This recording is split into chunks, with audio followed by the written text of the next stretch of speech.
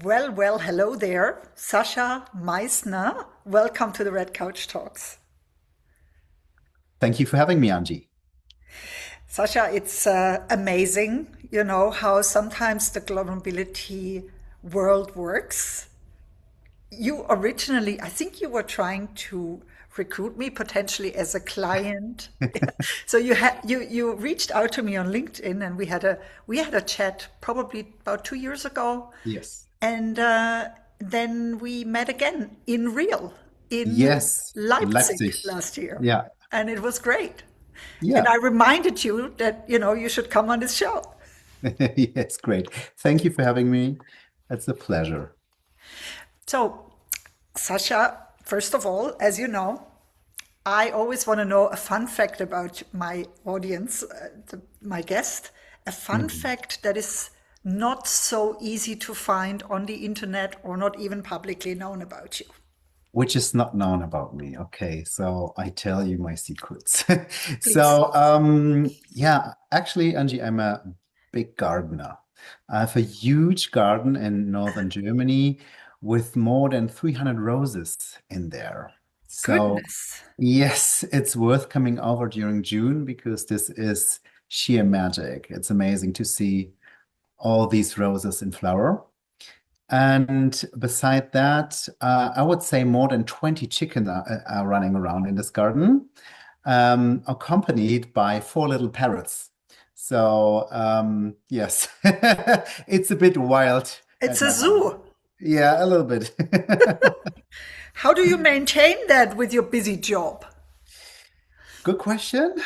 I'm not sure, but actually, I like doing that because this is something I can touch. It's real, in my job, I talk, I do communication, I present stuff, but I never produce anything that you can touch. And if you create a garden, first of all, it changes sometimes within days. You can see how things change. And yeah, you plant something, you see it growing, you can touch it, you can smell it. Yeah, it's really nice work. So it's better than any therapy, and it's also some kind of gym, so you can work out very well in a garden. Amazing. I always say, like I'm a container gardener because I don't have more space. Yeah, But that's also cool. actually, the container gardening helped me during the pandemic. It helped me a lot to keep my sanity and also Yeah. to recover. Because, at that time we couldn't go anywhere. So just working on the plants, being outside, doing my little pot, filling my little pots, it was just very relaxing. And, like you, I'm working on my computer most of the day, like my brain is always active. So I love gardening. I feel like, it's really good therapy, honestly. I Definitely. agree. And this is Yeah. also how it started in my case. I just started with containers on my Uh, balcony, uh, having a little tomato plant or my first rose, I still remember. It's still growing in my garden now. But yeah, it's really like it's good for your soul. Awesome. Awesome. And so we both like to grow things, but there's also a lot of other things you and I have in common. Now, maybe you could talk a little bit more about your deeper why. So, what's driving you, Sasha?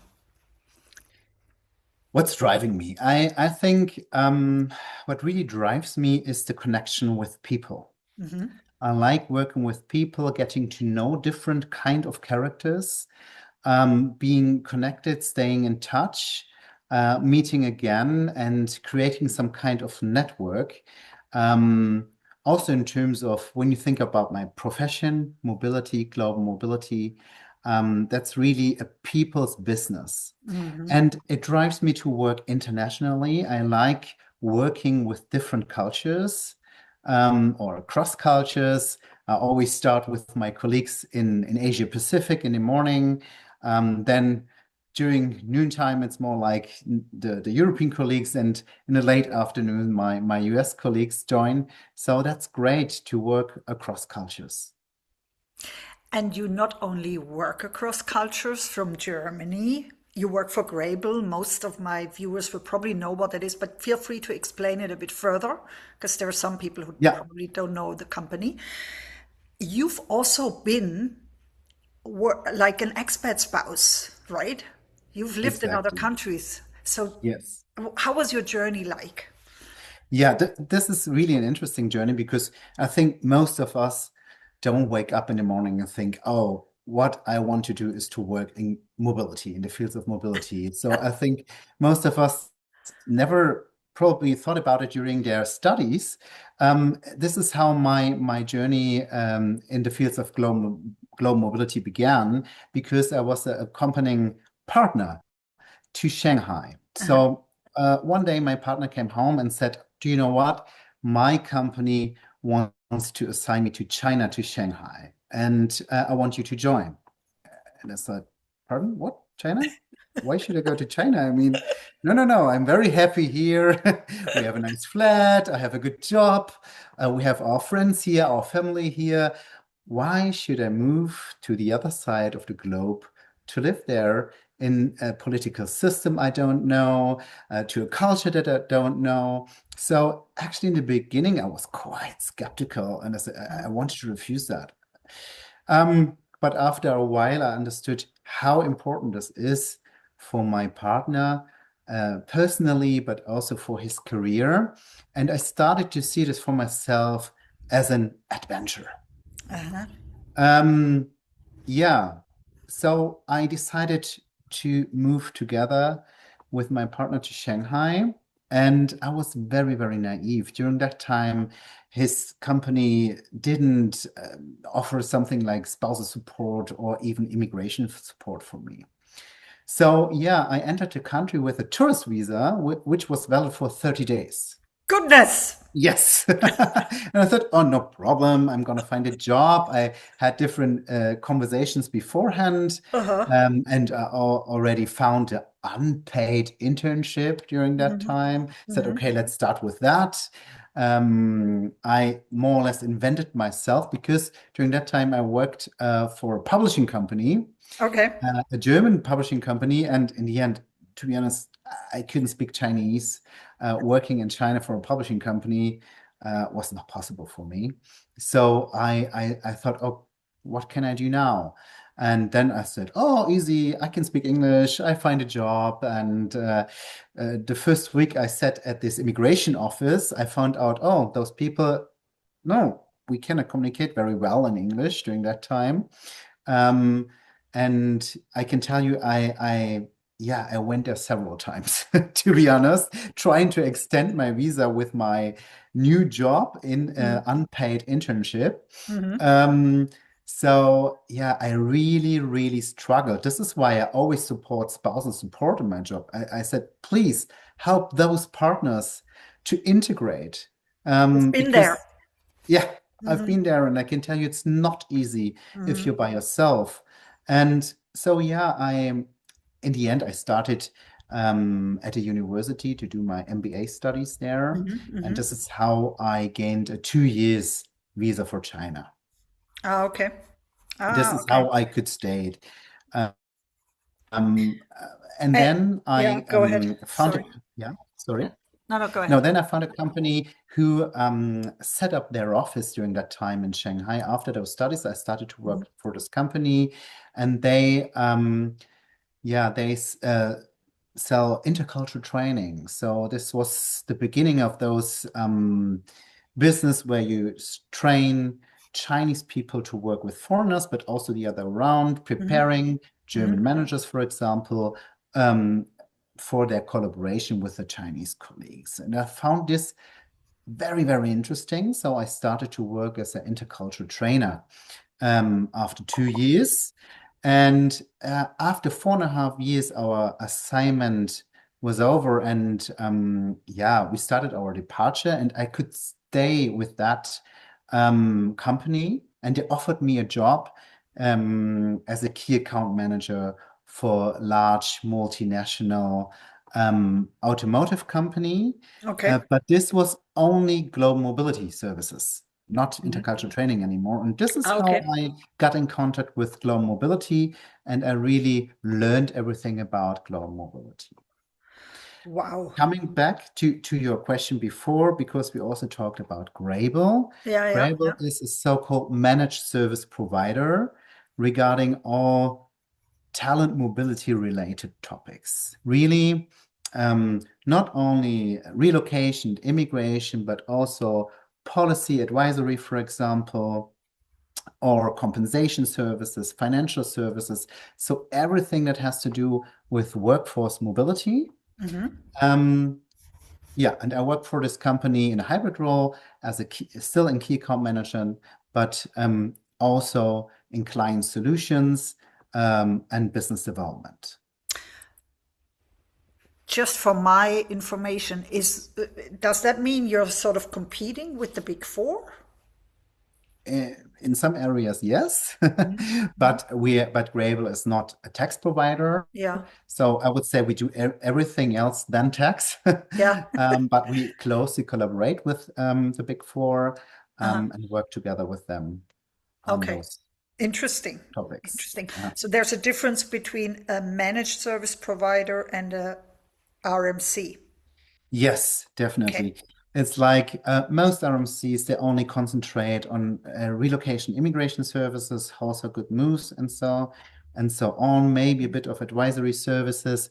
But sometimes they even do services internally. So, for example, they have their own lawyers for immigration.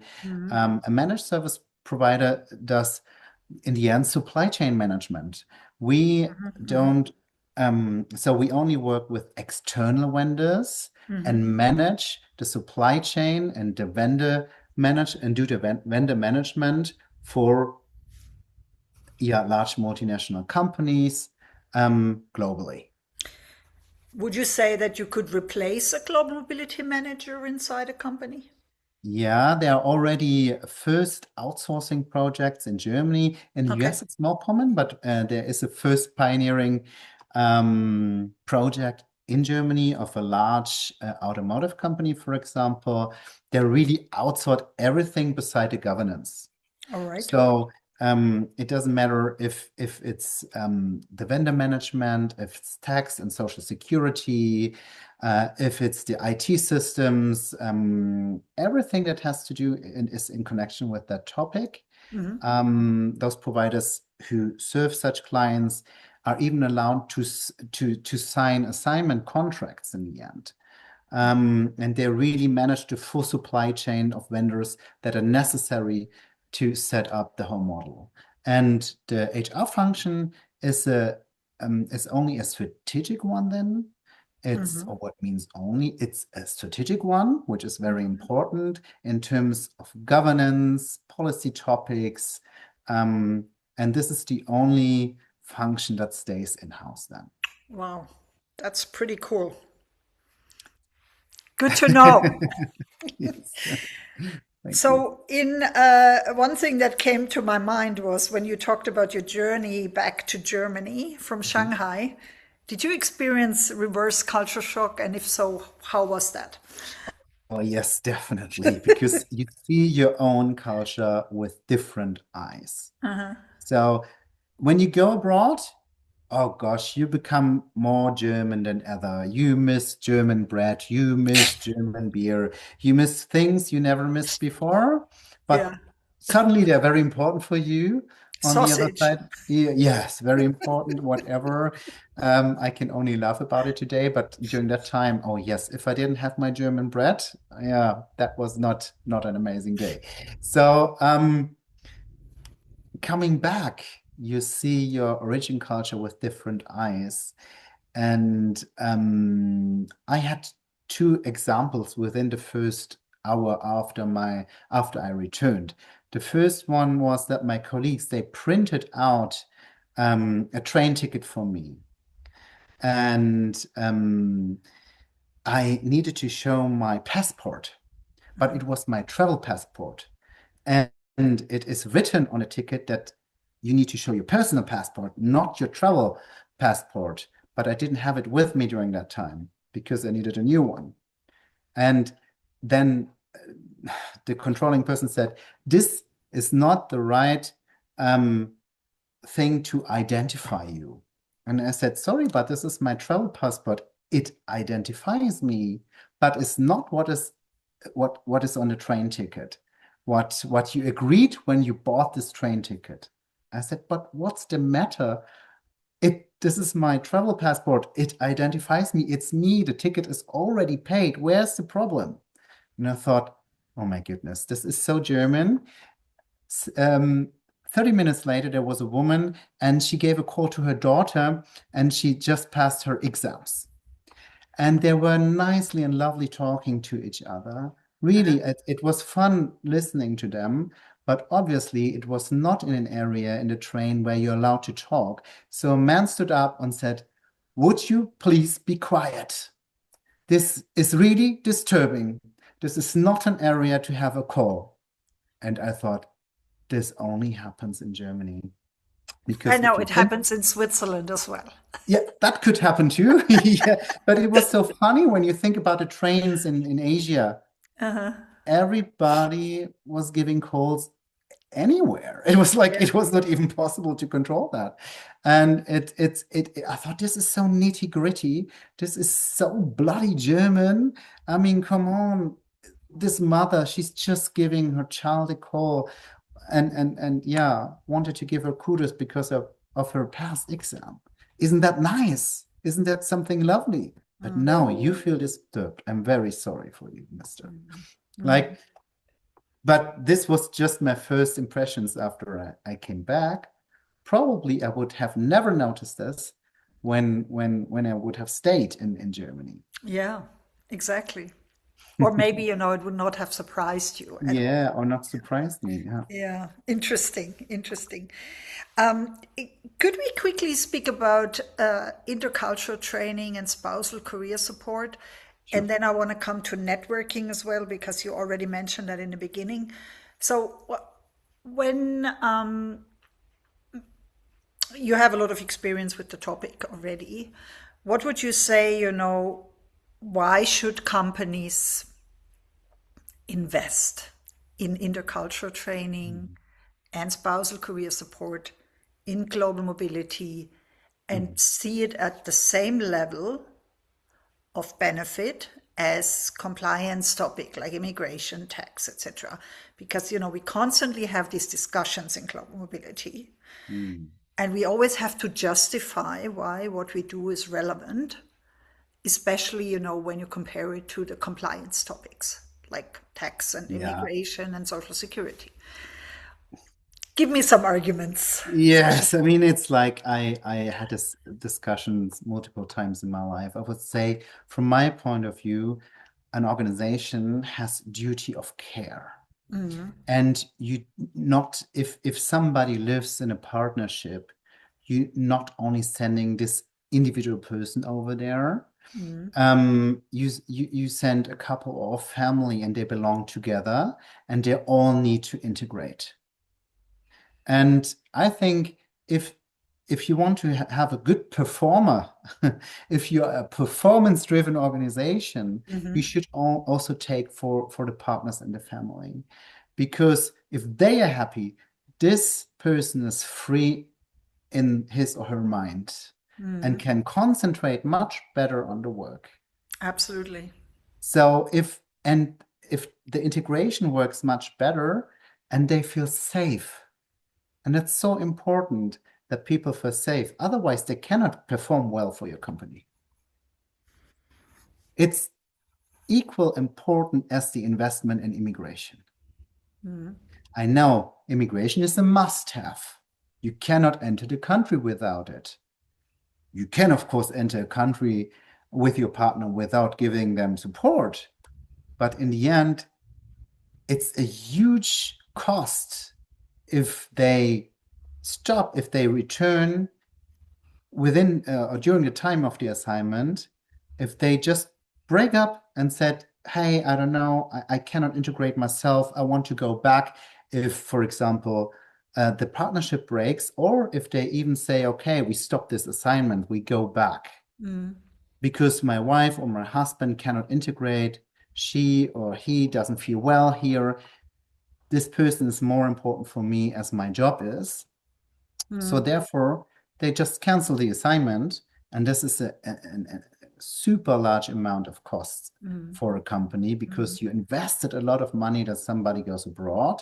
Then he or she has this knowledge, but yeah, in the end, didn't fulfill the task they were assigned to. Yeah, yeah. The thing is that also, like in academia, in research, in most of the reports that we read, it's usually, always argued in the context of cost. Yeah. But at the end of the day, there is also a deep, I would say, deep psychological cost to a Yes. failed marriage Yes. or a Yes. failed relationship because of an international assignment that sometimes I would say is not taken enough into account. Mm, Or even, the stress of moving to another country as a mm, partner and then not being able to work for whatever mm, reason, because, immigration is not supported or it's not possible for the partner to work, mm, because that's mm. also still happening in some countries. Or people not having the right access to the job Yeah. market, which is one of the issues we have here in Switzerland. It's an access issue, it's not a permit issue. Mhm.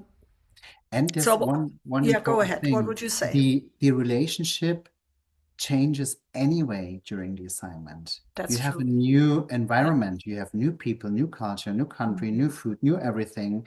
Um, and this changes the relationship. Very often, one of them make career a step forward, and one of them takes a step back. Exactly. Yeah. And then, yeah, I don't know, there is a gap in between them, and that makes something with you as a couple. One of them travels a lot, the other one sits at home. Yeah. Or what I also experience quite often, people think it's a good time. Okay, as a woman, I cannot work here, so we can get our first child. And probably all of us know children change your relationship massively. Once they're there, everything is different. And if this comes together with a non-integrated partner in a foreign country, this can really challenge your relationship. So, from my point of view, an organization should do everything to support this relationship. Yeah. Yeah. I agree with you completely, Sasha. And I think we should normalize the conversation around spouse career support and not think the spouse is something, private or the relationship of the Yeah. expat is something global mobility should not interfere with or it should not be Mm. addressed in policies because it's not a private matter. As soon as Yeah. we send somebody to another country, it's not a private matter anymore. It becomes a Yeah. corporate matter, in my view. Definitely. I agree. And you mentioned networking in the beginning, and also that you like people and that you're interested Mhm. in people and people from different cultures. You're a business developer as well, right? It's a Mhm. part of your Mhm. role. Yeah. So, do you want to share a bit more about how you network? What's your preferred way of networking?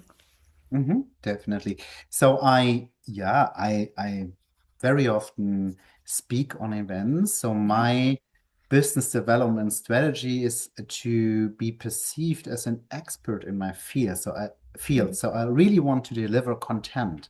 It's not that I don't like the word sales, to be honest. Like I don't want to sell. I want to be um, a thought leader for my field I'm working in. And I want to deliver content, ideas, inspiration. I want to share what I see in different organizations. So I want to bring together people. So very often I do global mobility roundtables, for examples, together with our clients or with alliance partners. And then we deliver content, which the attendees can use in their daily work. And yeah, beside that, of course, I have calls and share insights that I see in other organizations. I'm just, yeah, I share my knowledge and what I see across organizations. That's awesome. Fantastic. And you're also very genuine in the way you do how you do this. So it, because I know I met you in person, so you're very genuine. You're not like one of those sleazy car salesman people, and you really want to build community, share Yeah, knowledge. yeah. So that's just fantastic. Now, with all that experience that you have, One advice for a younger version of yourself. Oh, a advice for the younger version of myself. Don't stress yourself so much. Life is a short journey. Enjoy it and don't be afraid of things. Be brave, try things out and fail. Stand up again, try again and fail and stay stay brave. Just try out things. If this direction is not the right one, be brave enough to return or go into another direction. Believe in yourself. You're stronger than you think you are. And always be open-minded to each and every person because everybody of us has his or her own story and be interested in people genuinely in their lives, in their whole story. And as you're a rose gardener, you should also say, smell the roses occasionally. Yes, definitely. Yeah, they're fantastic breeds, and they're just they make me happy. That's You can amazing. smell So them. They have colors. Sometimes, yeah, they also have thorns. They are not easy, so you need to think how to grow them. Yeah. beautiful. So next time I see you, I'm gonna expect some roses. What Okay. is going on? Something, do you have any events come up? Something amazing that you want to share with the audience?